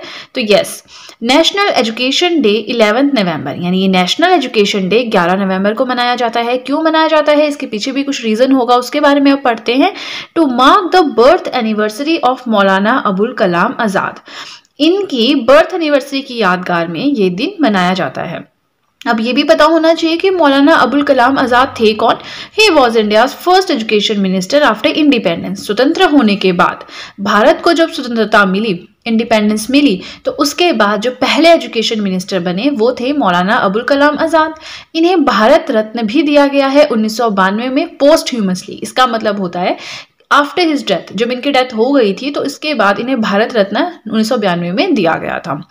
इन 2008 this day was declared as national education day. अब ऐसा नहीं कि बहुत पहले से ये दिन सेलिब्रेट किया जा रहा है, 2008 से ही ये दिन जो है वो सेलिब्रेट किया जा रहा है। He was the key architect of the education system of independent India। जो हमारा स्वतंत्र भारत हुआ, इसके एजुकेशन सिस्टम को स्ट्रॉन्ग करने में इनका काफी बड़ा रोल रहा है, ठीक है। देखिए वीडियो पसंद आए तो लाइक जरूर कीजिएगा, लाइक करने में कोई भी कंजूसी मत कीजिएगा। अब हम सेकंड न्यूज पढ़ेंगे। Second agriculture ministerial level meeting of BIMSTEC hosted by. BIMSTEC की, बिम्स्टेक क्या है वो भी मैं आपको एक्सप्लेन करूंगी, बहुत अच्छे से समझाऊंगी। बहुत ही इंपॉर्टेंट ऑर्गेनाइजेशन है एग्जामिनेशन पॉइंट ऑफ व्यू से। बट फिलहाल आप ये समझिए कि जो बिम्स्टेक है इसका second edition agriculture ministerial level का एक मीटिंग हुई थी। तो वो कहाँ पे हुई है, किसने होस्ट की है, तो वो इंडिया में हुई है। इंडिया में भी न्यू दिल्ली में हुई है, under the chairmanship of agriculture minister Narendra Singh Tomar. जो हमारे एग्रीकल्चर मिनिस्टर हैं नरेंद्र सिंह तोमर, इनकी चेयरमैनशिप के अंडर ये मीटिंग हुई है। कहाँ पे, न्यू दिल्ली, इंडिया में। चलिए ये सब तो हमने पढ़ लिया, बट यहाँ पे एक वर्ड यूज हुआ है बिम्स्टेक। तो अब हम बिम्स्टेक के बारे में जानेंगे एंड बहुत ही ज्यादा इंपॉर्टेंट है ये। जैसे हम पढ़ते हैं ना इंटरनेशनल लेवल का WTO पढ़ लिया, WHO हो गया, UN हो गया, वर्ल्ड बैंक हो गया, IMF हो गया, है ना। तो वैसे ही बिम्स्टेक भी एक ऑर्गेनाइजेशन है, ठीक है, बट रीजनल ऑर्गेनाइजेशन है। क्या है वो हम देखते हैं। Bay of Bengal initiative for multi sectoral technical and economic corporation. अब यहाँ पे बे ऑफ बंगाल क्यों लिखा है, ये तो इसकी फुल फॉर्म होगी, ये तो आपको याद करनी पड़ेगी। याद करने की भी जरूरत नहीं है, धीरे धीरे आप पढ़ते रहेंगे, आपके दिमाग में खुद ही छाप बन जाएगी इस चीज की, है ना। बट बे ऑफ बंगाल के आसपास जितनी भी कंट्रीज हैं, ठीक है, उन सब ने मिलकर एक आप कह सकते हैं एग्रीमेंट साइन किया है कि मल्टी सेक्टरल अप्रोच, बहुत सारे सेक्टर्स में डेवलपमेंट करनी है, टेक्निकल लेवल में कॉपरेशन दिखानी है, इकोनॉमिक यानी आर्थिक लेवल पे डेवलपमेंट करनी है। तो कुछ कंट्रीज का जो है, कुछ कौन सी कंट्रीज जो बे ऑफ बंगाल के आसपास कुछ कंट्रीज आती हैं उनका एक ऑर्गेनाइजेशन है, ठीक है। नाउ कितनी आती हैं वो भी हम पढ़ेंगे। International organisation of 7 South Asian and South East Asian nations. इसके लिए आपको क्या करना है, हमेशा कहती हूँ जहां भी आप पढ़ते हैं अपने स्टडी टेबल के आसपास एक जगह वर्ल्ड मैप लगाइए, एक जगह इंडिया का मैप लगाइए। अगर स्टडी टेबल नहीं है, आप वैसे ही पढ़ते हैं, तो आपके पास एटलीस्ट तो देखो होनी ही चाहिए। अभी इस टाइम आप मैप खोलें, वहां पे देखें कि साउथ एशियन नेशंस कौन से हैं, साउथ ईस्ट एशियन नेशंस कौन से हैं जिसकी बात कर रहे हैं। बिम्स्टेक, बे ऑफ बंगाल कहाँ पे है, अभी मैं आपको बताऊंगी मेंबर कंट्रीज की जो बिम्स्टेक का पार्ट है। तो देखिए मैप पे कि वो कहाँ कहाँ आती है, क्या वो बे ऑफ बंगाल के साथ में सच में लगती है। इस तरह से आपको फिर पूरी अंडरस्टैंडिंग हो जाएगी, ठीक है। मेंबर कंट्रीज की बात करें तो India, Nepal, Bhutan, Bangladesh, Myanmar, Sri Lanka, Thailand, ये सारी क्या है, मेंबर कंट्रीज हैं किसके, बिम्स्टेक के। इट वॉज फाउंडेड इन 1997, 1997 में फाउंड की गई थी। चेयरमैनशिप है इसके पास, श्रीलंका के पास है सिंस 2018। देखो ये ना बार बार ऐसे घूमती रहती है जो चेयरमैनशिप है, लेकिन 2018 से इसके चेयर जो है वो श्रीलंका ही है। परमानेंट सेक्रेटरी की बात करें तो वो ढाका, बांग्लादेश में है, ठीक है। चलिए वीडियो पसंद आए तो लाइक जरूर कीजिएगा, लाइक करने में कोई भी कंजूसी मत कीजिएगा। चलिए आज के थर्ड न्यूज पढ़ते हैं। National bio energy programme notified by, मतलब ये एक प्रोग्राम है, स्टार्ट किया जाना है, बट इसकी नोटिफिकेशन किसने जारी की, आप समझ रहे हैं ना, किसने मतलब निकाली है, नोटिफिकेशन रिलीज की है। तो it has been notified by ministry of new and renewable energy, ठीक है। तो चलिए ज्यादा टाइम ना वेस्ट करते हुए अब चलते हैं नेक्स्ट पेज की तरफ। सो फोर्थ पॉइंट आता है, India will assume the presidency of G20 from current chair Indonesia 2023। 2023 के लिए अब इंडिया क्या करेगा, G20 की प्रेसिडेंटशिप लेगा अपने पास। इससे पहले G20 का प्रेसिडेंट कौन था, इंडोनेशिया, लेकिन अब 1 दिसंबर से इंडिया के पास प्रेसिडेंटशिप आ जाएगी 2023 के लिए। तो इसी के लिए इंडिया ने काफी कुछ चीजें जो है रिसेंटली की हैं, जैसे Indian PM launch the logo, the theme and the website for the same. अब G20 की लीडरशिप या कह लीजिए प्रेसिडेंटशिप हमारे पास आ रही है, तो उसके लिए लोगो इंडिया ने तैयार किया है, थीम तैयार किया है, वेबसाइट तैयार की है। थीम की बात करें तो यहाँ पे आप देख भी सकते हैं क्या थीम है, वसुदेवा कुटुंबकम। इसका मतलब आप, मुझे नहीं लगता आपको समझाने की जरूरत है ना, one earth one family one future, ठीक है, थीम तो आप देख लो। उसके बाद अब हमने यहाँ पे एक जिक्र किया है G20 का, कि G20 है, तो G20 क्या है उसके बारे में थोड़ा सा पढ़ते हैं, ठीक है। ये भी बहुत ज़्यादा इंपॉर्टेंट है और इस तरह के क्वेश्चंस आते हैं एग्जाम में, तो आपको बिल्कुल स्ट्रिक्ट रहना है कि हाँ G20 आ गया आपका, यूरोपियन यूनियन आ गया आपका, जो मैं हमेशा बोलती हूँ, वर्ल्ड बैंक है, IMF है, बहुत सारे AIIB है, एशियन डेवलपमेंट बैंक है, तो सबका आपको पता होना चाहिए, ठीक है। G20 मतलब ग्रुप ऑफ 20 चीजों का ग्रुप है, ठीक है। चीजें क्या है वो हम देखते हैं। It comprises 19 countries plus EU। एक EU क्या है, यूरोपियन यूनियन, ये खुद में जो यूरोप की कंट्रीज है उनका एक ऑर्गेनाइजेशन है, बट EU के बारे में हम फिर कभी डिस्कस करेंगे। इन शॉर्ट आप समझ लीजिए ये यूरोपियन यूनियन है, यूरोप की कंट्रीज इसके अंडर आती है, ठीक है। तो G20 के अंदर 19 कंट्रीज आती हैं और एक यूरोपियन यूनियन आता है। अब ये मेजर इश्यूज जो है इंटरनेशनल लेवल के उनको एड्रेस करते हैं, जैसे कि फाइनेंशियल स्टेबिलिटी हो गया, सस्टेनेबल डेवलपमेंट हो गया, है ना। फॉर्मेशन कब हुई थी G20 की, तो 1999 में हुई थी, ठीक है। तो आप कैसे याद रख सकते हैं, 1999 में बना और इसका नाम फिर अगले साल रखा G20, ठीक है। 1999 G20 ऐसे आप याद रख सकते हैं, मतलब मैंने ऐसे याद रखा, आप देख लेना। India is a part of G20। कोई भी ऑर्गेनाइजेशन पढ़े, क्या इंडिया उसका पार्ट है, क्या इंडिया उसके मेंबर है, क्या इंडिया उसका ऑब्जर्वर स्टेट है, पर ये क्वेश्चन आता है, ठीक है। चेयरमैन कौन है, जोको विडोडो। कुछ टाइम पहले ये करंट अफेयर आया था कि हाँ न्यू प्रेसिडेंट बने, तो इसलिए मैंने यहाँ पे लिखा है कि ये आ सकता है एग्जाम में, जोको विडोडो इसके चेयरमैन है। मेंबर्स की बात करेंगे कि कौन कौन से मेंबर्स हैं, तो अब आपको रट के याद नहीं होंगे ये, इसको आपको रटने की जरूरत नहीं है, ठीक है। मैप पे देखिए, थोड़ा बहुत आपको याद रह जाएगा, थोड़ा बहुत नहीं भी रहता तो इट्स ओके, बट आइडिया सा होना चाहिए, है ना। जैसे मेंबर्स में अर्जेंटीना है, अर्जेंटीना कहाँ पे आपको पता होना चाहिए, साउथ अमेरिका में है। ऑस्ट्रेलिया है, ब्राजील साउथ अमेरिका में है, कनाडा नॉर्थ अमेरिका में है, चाइना तो आपको बताने की जरूरत नहीं कहाँ, इंडिया के साथ है, एशिया में, है ना। फ्रांस है, जर्मनी है, यूरोप में है, India, Indonesia, Italy, Japan, Mexico, south Korea, Saudi Arabia, south Africa, Russia, Turkey, UK, USA है, United kingdom, United states of America, European union, ठीक है। चलिए, वीडियो पसंद आए तो लाइक जरूर कीजिएगा, लाइक करने में बिल्कुल भी कंजूसी मत बरतिएगा, ठीक है।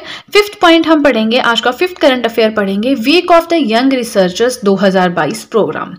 ये एक प्रोग्राम है, week of the young researchers. ये प्रोग्राम रिसेंटली कहाँ पे हुआ है, इंडिया प्लस जर्मनी, तो एक जगह पे नहीं हुआ, इंडिया प्लस जर्मनी के कोऑर्डिनेशन से हुआ ये प्रोग्राम लॉन्च, ठीक है।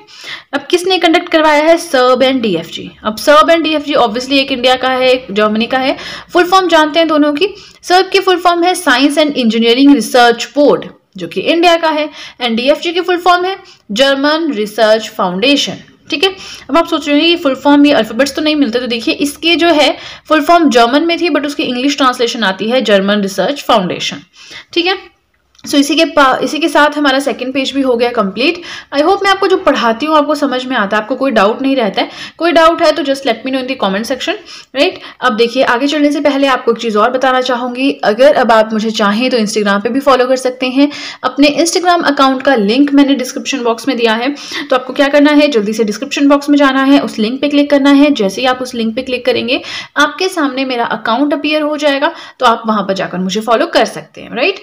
सो चलिए, ज्यादा टाइम ना वेस्ट करते हुए अब चलते हैं नेक्स्ट पेज की तरफ। सिक्स्थ पॉइंट है हमारा 26th international Malabar naval exercise 2022 hosted by. ये एक नेवल एक्सरसाइज है, ठीक है, मैरीटाइम एक्सरसाइज है। किसने होस्ट किया है इसको, जापान ने होस्ट किया है। अब क्या इसमें इंडिया पार्टिसिपेट कर रहा है, कोई भी न्यूज पढ़े, क्या उसमें इंडिया का कोई रोल है, ये आपको पता होना चाहिए। So India is participating in it, ठीक है। इंटरनेशनल मालाबार नेवल एक्सरसाइज हो रही है 2022 की, 26th एडिशन है, जापान में हो रही है, इंडिया पार्टिसिपेट कर रहा है। टोटल कौन कौन होंगे उसमें जो पार्टिसिपेट करेंगे, तो इंडिया है, ऑस्ट्रेलिया है, जापान है एंड USA है। And this naval exercise was started in 1992, ठीक है, चलिए 6th पॉइंट भी हो गया हमारा कंप्लीट। आज थोड़े करंट अफेयर्स लंबे हो गए, बट आप पेशेंस बना के रखें, ये आपके बेटरमेंट के लिए ही है ना, क्योंकि हमने देखिए G20 पढ़ लिया, ऑर्गेनाइजेशंस के बारे में थोड़ा ज्यादा पढ़ लिया, अदरवाइज ये उतने ही है। सो 7th पॉइंट आता है ननकाना साहिब। अब ननकाना साहिब क्या है, देखिए मिडिवल हिस्ट्री में सिखिज्म पढ़ाया है, बहुत ही डेप्थ में पढ़ाया है, तो मुझे नहीं लगता आपको फिर से बताने की जरूरत है। Still a Sikh pilgrimage place, सिखों का एक पवित्र स्थान है जहाँ पे वो मतलब धर्म से रिलेटेड है उनके, ठीक है। It is located in Pakistan, Pakistan में लोकेटेड है। सो अब हमने ये क्यों पढ़ा कि ननकाना साहिब पाकिस्तान में है, सिखों का पिलग्रिमेज प्लेस है, क्योंकि इससे रिलेटेड एक न्यूज सामने आई है that union home ministry has facilitated the visit of Indian Sikh pilgrims to Nankana Sahib Pakistan on the occasion of Gurpurab. Let me correct it first, ये ओ है। सो गुरु पर्व का जो त्योहार आ रहा है उस दिन यूनियन होम मिनिस्ट्री ने क्या किया है, जो इंडियन सिख हैं, ठीक है, जो इंडियन सिख पिलग्रिम्स हैं, पिलग्रिम्स आप समझते हैं जो धार्मिक यात्रा के लिए जाते हैं, है ना, एग्जैक्ट वर्ड आप देख लीजिएगा, तो उनको ननकाना साहिब लेने की पूरी की पूरी रिस्पॉन्सिबिलिटी उठाई है। इसमें 2420 पार्टिसिपेंट्स कह लीजिए, मेंबर्स कह लीजिए, सिख कह लीजिए, 2420 लोग हैं जिनको पाकिस्तान ले जाया जाएगा। 10 दिनों का जो है ये पिलग्रिम वीजा पे वो जाएंगे, ठीक है। वीडियो पसंद आए तो लाइक करते रहना है, लाइक करने में कंजूसी नहीं करनी है, बस इतने से करंट अफेयर्स रहे एंड देन हमारा वीडियो कंप्लीट। 8th पॉइंट आता है अन्नामलाई टाइगर रिजर्व, कहाँ पे लोकेटेड है, तमिलनाडु में है। 9th आता है सीबीएसई के न्यू चेयरमैन बने हैं IAS विनीत जोशी। अब सीबीएसई क्या है, central board of school education, इसके बारे में भी एक पूरा का पूरा ब्लॉग बनना था, बट क्योंकि वीडियो काफी ज्यादा लंबा हो गया आज, तो सीबीएसई का जब भी नेक्स्ट टाइम जिक्र होगा वहां पे इसके बारे में पढ़ेंगे। अभी देखिए सारे वन लाइनर बहुत शॉर्ट क्वेश्चन है, तो मुझे लगा कि ये सारे इनकॉर्पोरेट होनी चाहिए आज के करंट अफेयर्स में, है ना। Gurugram first women police commissioner, Gurugram कहाँ है, हरियाणा में, वहां की पहली वुमेन पुलिस कमिश्नर बने हैं, कौन बने हैं, कला रामचंद्रन बने हैं। वेरी इंपॉर्टेंट इस तरह के क्वेश्चंस आते हैं, ठीक है।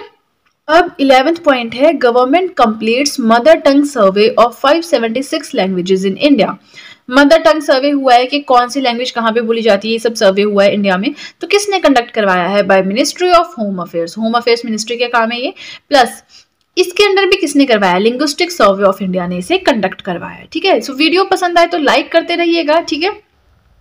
12th पॉइंट है DJ, director general of national mission for clean Ganga. जब मैंने ट्रिब्यूटरीज पढ़ाई थी, हमने रिवर सिस्टम पढ़ा था, वहां पे मैंने सब कुछ Ganga river system, Indus river system, Brahmaputra river system, northern river system पढ़ा था, राइट। तो वहां पे हमने गंगा रिवर सिस्टम ये चीज पढ़ी थी कि national mission for clean Ganga, इसके बारे में काफी अच्छे से पढ़ा था। सो अभी हम डिस्कस नहीं करेंगे, अभी आप सिर्फ इतना जान लो कि इसके न्यू डायरेक्टर जनरल बने हैं, कौन बने हैं, जी अशोक कुमार, ठीक है। हेलो एस्पिरेंट्स, आज के वीडियो में हम पढ़ेंगे 12 नवंबर 2022 के करंट अफेयर्स। सो जल्दी से पेपर पेन उठाएं और वीडियो के साथ साथ में ही अपने नोट्स बनाना स्टार्ट करें। सो फर्स्ट करंट अफेयर है वर्ल्ड न्यूमोनिया डे। देखिए हम 12 नवंबर के करंट अफेयर्स पढ़ रहे हैं, तो सबसे पहले ये पता होना चाहिए कि इस दिन कोई डे तो सेलिब्रेट नहीं किया जाता है।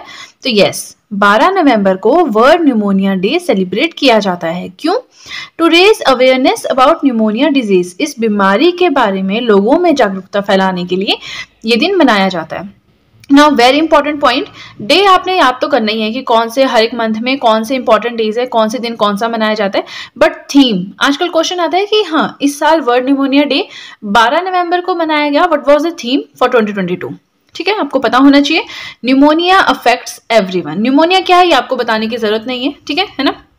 So it was first observed in, सबसे पहले कब मनाया गया था, कब से स्टार्ट हुआ है सेलिब्रेट होना, तो 2009 से ये मनाया जाता है by global coalition against child pneumonia, ठीक है। फर्स्ट न्यूज हो गई हमारी कंप्लीट। वीडियो पसंद आए तो लाइक जरूर कीजिएगा, लाइक करने में बिल्कुल भी कंजूसी मत कीजिएगा। सेकेंड पॉइंट है 31st एंड 32nd बिहारी पुरस्कार। एक्चुअली बिहारी पुरस्कार है, 31वां किसे दिया गया, 32वां किसे दिया गया, ये क्वेश्चन है। तो 31वां पुरस्कार जो है बिहारी पुरस्कार, ये मधु कंकरिया को दिया गया है और 32वां माधव हाडा को दिया गया है।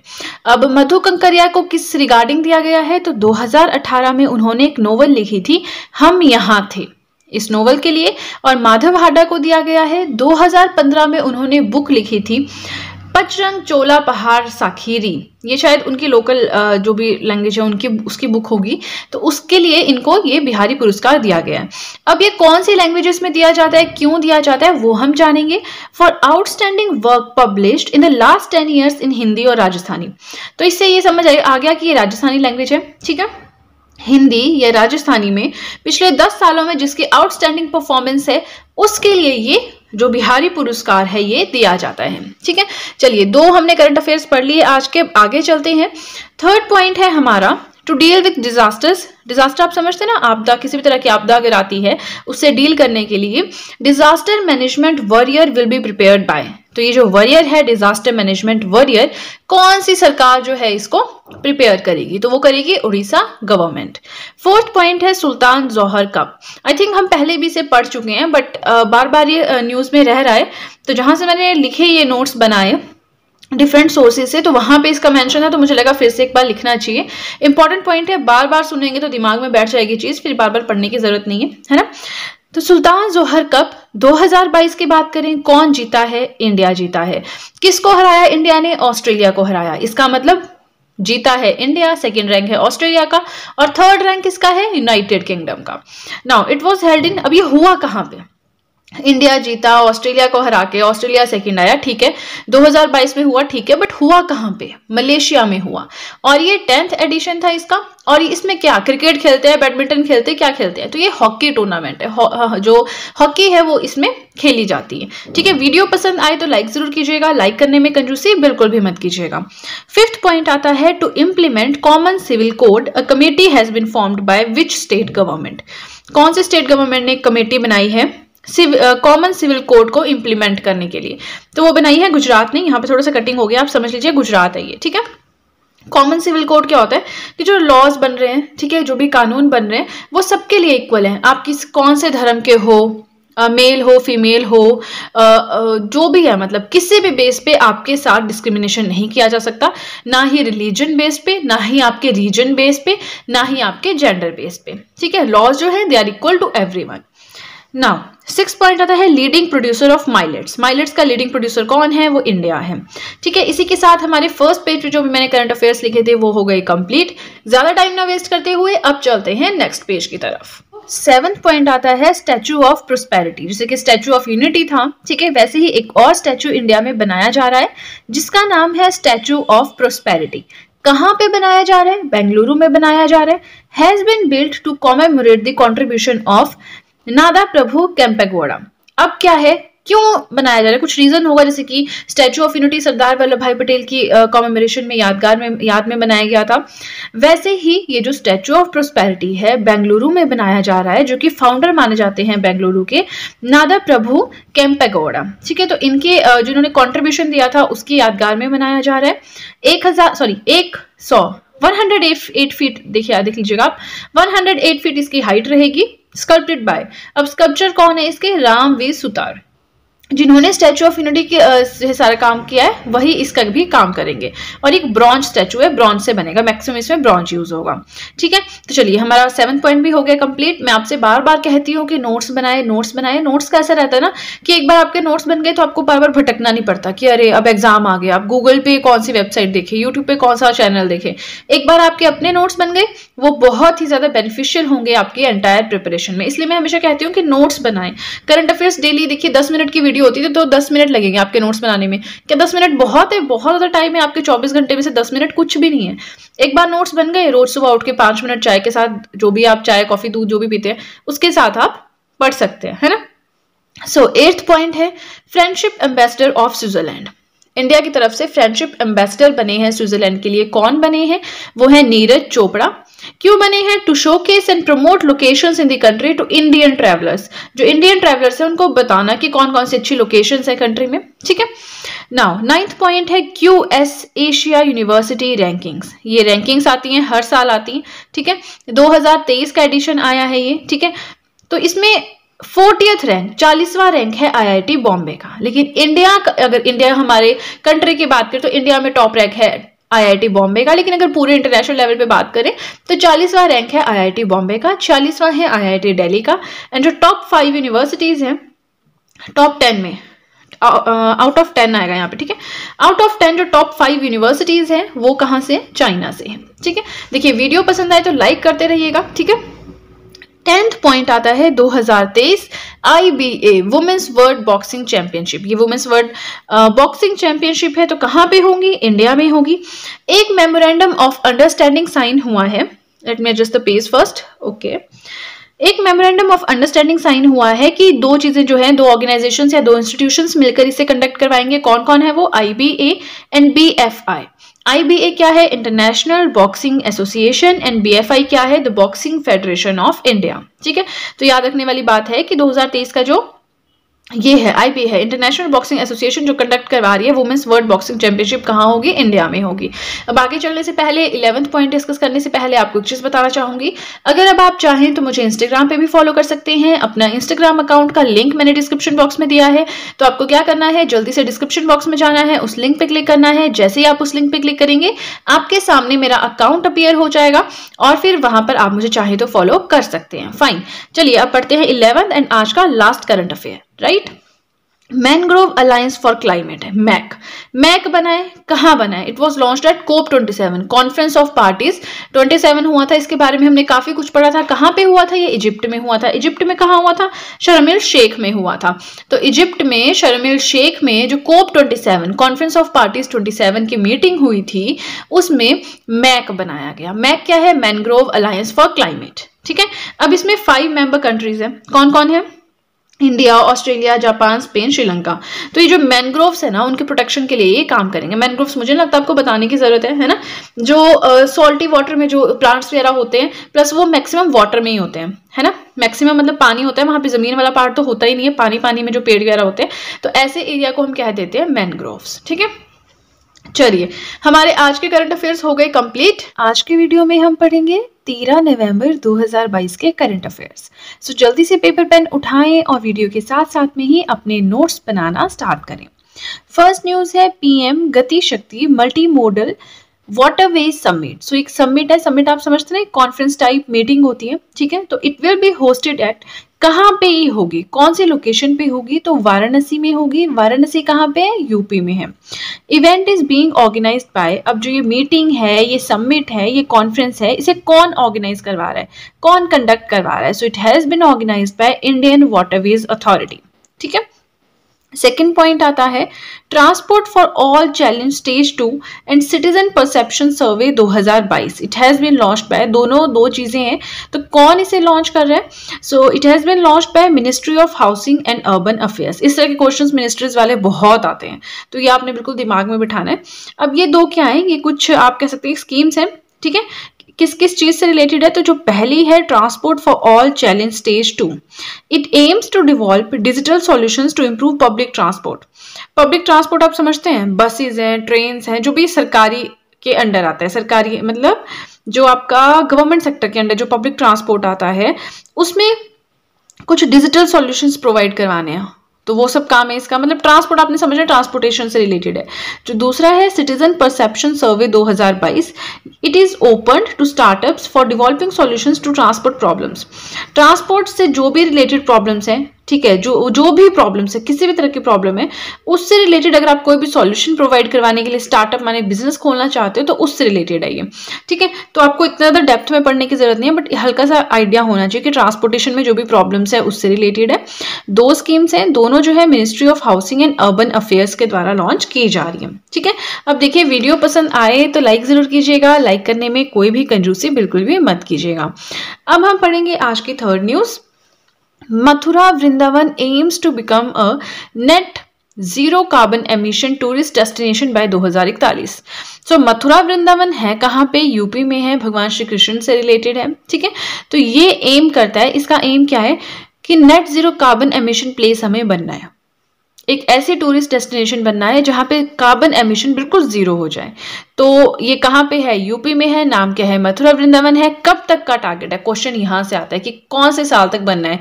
इंडिया को ट्यूबरक्लोसिस फ्री बनना है, मलेरिया फ्री बनना है, पोलियो फ्री, ये सब चलते रहते हैं बहुत सारे। अब आजकल तो चलो हम नहीं पढ़ रहे हैं, बट 2-3 साल पहले ये बहुत चलते थे कि ये फ्री वो फ्री, 2030 तक बनना है, 2035 तक बनना है, 2050 तक बनना है। तो Mathura Vrindavan net zero carbon emission tourist destination बनेगा 2041 तक। ठीक है, फोर्थ पॉइंट आता है Forbes Asia's powerful business women list. तो फोर्ब्स ने क्या किया है, एशिया की सबसे ज्यादा पावरफुल जो बिजनेस वुमेन है उनकी लिस्ट निकाली है। तो क्या उसमें इंडियन वुमेन भी कोई शामिल है? ठीक है। So number of Indian women featured, कितनी इंडियन वुमेन है उसमें? 3 है। उन तीनों के नाम आपको पता होने चाहिए, बहुत इंपॉर्टेंट क्वेश्चन बनता है। गजल अलग, सोमा मंडल, नमिता थापर। अब हैं कौन कौन, थोड़ा सा रिलेट करके पढ़ें तो होता है दिमाग में थोड़ी ज्यादा देर बैठते हैं। पहला है गजल अलग। गजल अलग को फाउंडर ऑफ मामा अर्थ। मामा अर्थ आपको पता है ब्यूटी प्रोडक्ट्स हैं, क्रीम आती है, क्रीम तो I don't know but face wash आते हैं, इनके स्क्रब आते हैं, है ना, तो लोशंस वगैरह भी आते होंगे। तो ब्यूटी प्रोडक्ट्स बनाते हैं मामा अर्थ, तो उसकी को फाउंडर है गजल अलग। इनका नाम है Asia's power business women list में। ठीक है। फिर है सोमा मंडल। सोमा मंडल कौन है? First women to chair SAIL steel authority of India limited. ठीक है, पहली ऐसी वुमेन है जो इसकी चेयरमैन बनी है। Namita Thapar, executive director of Emcure pharma. Emcure pharma की एग्जीक्यूटिव डायरेक्टर है नमिता थापर। तो इन तीनों के नाम याद होने चाहिए, बाकी तो फिर ज्यादा इंपॉर्टेंट नहीं है। ठीक है। फिफ्थ हमारा जो आज का न्यूज है, फिफ्थ करंट अफेयर है, मुख्यमंत्री देवदर्शन यात्रा योजना लॉन्च्ड बाय। कौन सी स्टेट ने? ये योजनाएं भी बहुत आती हैं पेपर में। ठीक है, तो ये भी आपको ध्यान में रखना है। जो मुख्यमंत्री देवदर्शन यात्रा योजना है, it has been launched by Goa government. ठीक है, जो भी 50 साल से ज्यादा के लोग हैं वो इसके लिए अप्लाई कर सकते हैं, फिर उन्हें कुछ फैसिलिटीज मिलेंगी, जो भी दर्शन वगैरह होंगे वहां पे local. Now sixth point very important, 50th chief justice of India. ये पहले भी मैं डिस्कस कर चुकी हूँ, तो मैं यहाँ पे नहीं लिख रही थी, बट मुझे लगा कि काफी ज्यादा इंपॉर्टेंट क्वेश्चन है ये। और अगर आपने नहीं पढ़ा है, आपने बीच में से करंट अफेयर्स पढ़ने स्टार्ट किए, शुरू से नहीं पढ़े हैं मेरे साथ, तो बहुत ज्यादा जरूरी है। चीफ जस्टिस ऑफ इंडिया, वो भी 50वें। बिल्कुल रैंक आपको पता होना चाहिए, पोस्ट का नाम पता होना चाहिए, पर्सन का नाम पता होना चाहिए। तो बने हैं जस्टिस डी.वाई. चंद्रचूड़। आपको बिल्कुल दिमाग में रखना है इनका नाम। ठीक है, तो इसी के साथ हमारे फर्स्ट पेज के करंट अफेयर्स हो गए कंप्लीट। वीडियो पसंद आए तो लाइक जरूर कीजिएगा। एंड आगे चलने से पहले आपको एक चीज बताना चाहूंगी, अगर अब आप चाहें तो मेरे हैंड रिटन नोट्स को परचेज भी कर सकते हैं। उसके लिए आपको क्या करना है, डिस्क्रिप्शन बॉक्स में लिंक दिया है, उस लिंक पे जाके क्लिक करना है। जैसे ही आप उस लिंक पे क्लिक करेंगे, आप डायरेक्टली मेरे कॉन्टैक्ट में आ जाएंगे। प्लस जो भी आपके डाउट्स हैं, क्वेश्चंस हैं, क्वेरीज हैं, आप मुझसे पूछ सकते हैं। एंड बिलीव मी, बहुत ही ज्यादा अफोर्डेबल रेट पे आपको नोट्स मिल रहे हैं, तो ऐसा कोई इशू नहीं है। देखिए, मैं आपसे रिक्वेस्ट करूंगी कि अपने नोट्स आप अपने आप बनाएं, बट इन केस आप कॉलेज में हैं, जॉब कर रहे हैं, कोई और कोर्स कर रहे हैं, नोट्स बनाने का टाइम नहीं है, उस केस में आप क्या कर सकते हैं, नोट्स परचेज कर सकते हैं, साथ में वीडियोस देख सकते हैं। वीडियोस में मैंने इन्हीं नोट्स के थ्रू पढ़ाया है, तो आपकी काफी ज्यादा हेल्प हो जाएगी। चलिए, ज्यादा टाइम ना वेस्ट करते हुए अब चलते हैं नेक्स्ट पेज की तरफ। अब 7th पॉइंट आता है नेशनल लीगल सर्विसेज डे। सो ये पहले छूट गया था, इसलिए मैंने यहाँ पे इनकॉर्पोरेट किया है। सो 9 नवंबर को मनाया जाता है नेशनल लीगल सर्विसेज डे। क्यों मनाया जाता है? क्योंकि इस दिन एक एक्ट पास हुआ था to commemorate the commencement of legal services authorities act 1987। 1987 में एक एक्ट पास हुआ था, लीगल सर्विसेज अथॉरिटीज एक्ट, तो उसकी यादगार में नेशनल लीगल सर्विसेज डे 9 नवंबर को मनाया जाता है। Now NASA established in 1995 under the act. इस एक्ट के अंडर 1995 में नासा की एस्टेब्लिशमेंट हुई थी। नासा क्या है? National legal services authority. National legal services authority. अब इसका काम क्या है? It carried out operation such as, इस तरह के ऑपरेशंस करती है जैसे कि free legal aid and guidance to the needy. जो भी जरूरतमंद लोग हैं उन्हें फ्री लीगल एड प्रोवाइड करवाएगी, गाइडेंस, कोई हेल्प चाहिए, कोई सहायता चाहिए, प्रॉपर गाइडेंस चाहिए, वो प्रोवाइड करवाएगी। तो वो सब किसका काम है? नालसा का काम है। तो यहाँ से हमें देखिए कितना कुछ पढ़ने को मिला। नेशनल लीगल सर्विसेज डे 9 नवंबर को मनाया जाता है। क्यों मनाया जाता है ये जाना, इसके अंदर नालसा बना। नालसा क्या है? नेशनल लीगल सर्विसेज अथॉरिटी, ये जाना। इसका काम क्या है, वो जो सब जाना। तो कितनी हमें देखिए नॉलेज एक ही पॉइंट से मिल गई है ना। तो इससे रिलेटेड कोई भी क्वेश्चन आए तो आई होप आप कर पाएंगे एग्जाम में, है ना। चलिए, वीडियो पसंद आए तो लाइक जरूर कीजिएगा, लाइक करने में कोई भी कंजूसी मत कीजिएगा। ठीक है। 8th पॉइंट आता है India top trading partner in 2021-22। 2021-22 का जो सर्वे हुआ, सर्वे भी नहीं, जो भी इनकी रिपोर्ट्स वगैरह निकलती हैं उस हिसाब से इंडिया का सबसे ज्यादा व्यापार कौन सी कंट्री के साथ होता है?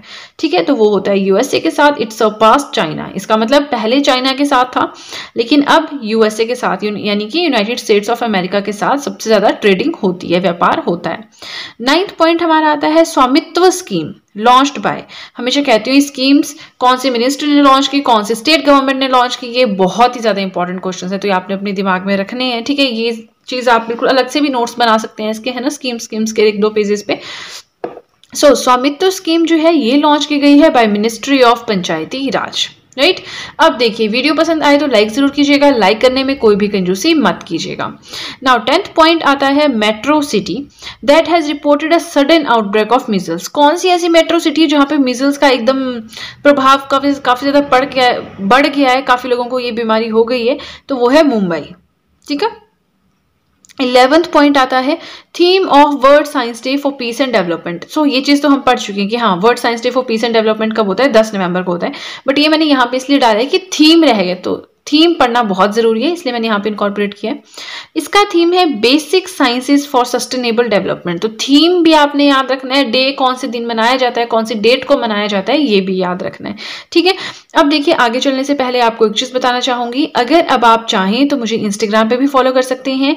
अपने इंस्टाग्राम अकाउंट का लिंक मैंने डिस्क्रिप्शन बॉक्स में दिया है, तो आपको क्या करना है, जल्दी से डिस्क्रिप्शन बॉक्स में जाना है, उस लिंक के ऊपर क्लिक करना है। जैसे ही आप उस लिंक पे क्लिक करेंगे, आपके सामने मेरा अकाउंट अपीयर हो जाएगा इंस्टाग्राम का, और वहां पर आप चाहें तो मुझे फॉलो कर सकते हैं। फाइन। आज के लास्ट न्यूज अब हम पढ़ेंगे Khelo India national university games 2023-24 to be hosted by, यानी कि खेलो इंडिया नेशनल यूनिवर्सिटी गेम्स जो है 2023-24 की, ये कहाँ पे होंगी। अब देखिए, नेशनल यूनिवर्सिटी गेम्स है तो ऑब्वियसली इंडिया में कहीं होंगी। ठीक है। तो कौन सी स्टेट में होंगी, सबसे पहले ये पता होना चाहिए। उत्तर प्रदेश में होंगी। यूपी में कहाँ, लखनऊ, गोरखपुर, वाराणसी, नोएडा, 4 जगह पे होगी, 4 लोकेशंस पे होगी। तो हो सकता है इन्होंने इवेंट्स अलग अलग रखे हों। ठीक है। पर जो भी है, यूपी में 4 जगह, ये नाम आपको याद रखने हैं, लखनऊ, गोरखपुर, वाराणसी एंड नोएडा। ठीक है। तो चलिए, इसी के साथ हमारे आज के करंट अफेयर्स हो गए कंप्लीट। आई होप मैंने आपको जो भी पढ़ाया है आपको अच्छे से समझ आया है, आपको वीडियो अच्छी लगी है, और अगर आपको वीडियो अच्छी लगी है तब तो आपको बहुत ही ज्यादा अच्छे से पता है कि क्या करना है। जल्दी से कर दीजिए चैनल को सब्सक्राइब, बेल आइकन को कीजिए प्रेस, सो दैट मैं जैसे कोई वीडियो अपलोड करूं सबसे पहले नोटिफिकेशन आपके पास पहुंचे। प्लस जो भी आपके फ्रेंड्स हैं जो गवर्नमेंट एग्जामिनेशंस के लिए प्रिपेयर कर रहे हैं, उनके साथ भी मेरे चैनल का लिंक जरूर शेयर करें, so that in handwritten notes का उन्हें भी कुछ फायदा हो सके। देखिए, आपको पता है मैं अपने चैनल पे history, polity, geography, economics, current affairs हर एक सब्जेक्ट के हैंड रिटन नोट्स अपलोड करती हूँ। तो अगर आप इंटरेस्टेड हैं हैंड रिटन नोट्स के थ्रू पढ़ने में, तो मेरे साथ जरूर बने रहें। तो फ्रेंड्स, आज के लिए इतना ही। आज के करंट अफेयर्स हो गए कंप्लीट। सो मिलते हैं नेक्स्ट वीडियो में। So that's it guys, and see you soon.